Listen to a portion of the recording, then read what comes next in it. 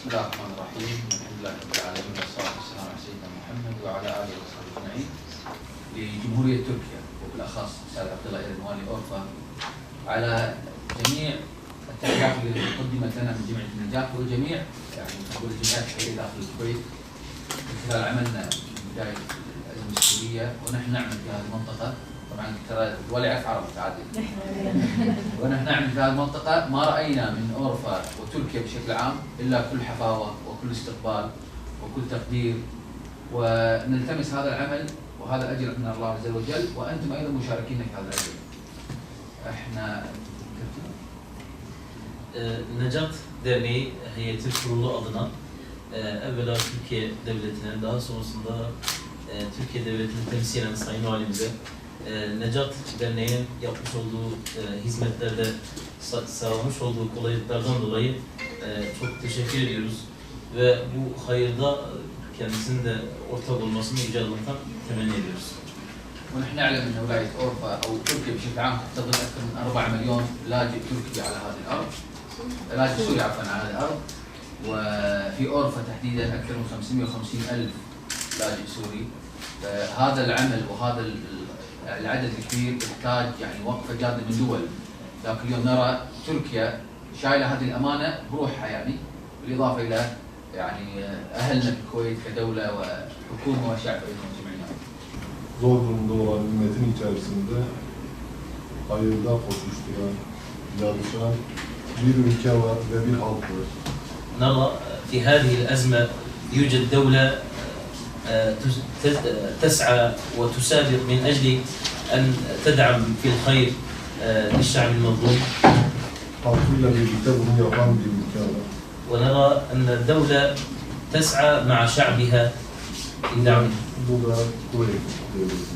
وهذه الدولة هي الدولة الكويتية. Kuveyt emiridir. أمير الكويت. Kuveyt'teki Necat Derneği ve Necat Derneği gibi birçok hayır kuruluşu, vakıflar dernek, منظمة نجاة وكذلك أمثالها. gençlerdir, doktorlardır ve hayırlar yarışan toplum gruplarıdır. Allah hepimizden razı olsun. شبابها والدكاترة. نقول لكم كلمة رضي الله عنه. اليوم بس اساس نوقع ان شاء الله بالبروتوكول بترميم مدرسه راح نسميها باسم ان شاء الله مدرسه محمد عبد الواحد الايوب، يدرسون فيها بنات الدار عندنا يدرسون في المدرسه يمهم، لكن المدرسه قديمه تكفلوا فيها عائله الايوب بترميم مدرسه بالكامل. سيتم ان شاء الله شهر 2 او بدايه شهر 3 افتتاح المدرسه.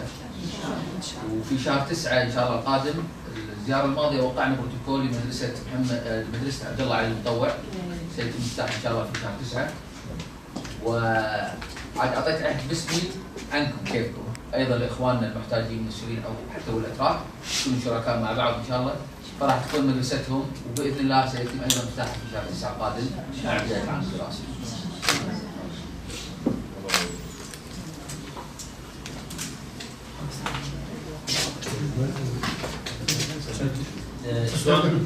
Şu an imzalayacağımız protokol bir okulun tanımıyla ilgili, restorasyonuyla ilgili olacak. Ancak ayın 9'unda, 9. ayda Allah'ın izniyle sizin adınıza ben söz veriyorum. Sayın Valimizin doğum yeri olan Midyat'ta bir okul yapma sözü veriyoruz inşallah. Oradaki Suriyeli ve muhtaçlara yönelik bir okul yapacağız inşallah.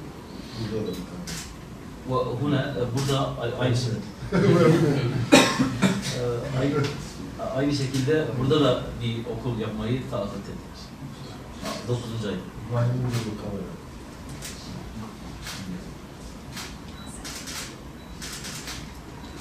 Bismillahirrahmanirrahim.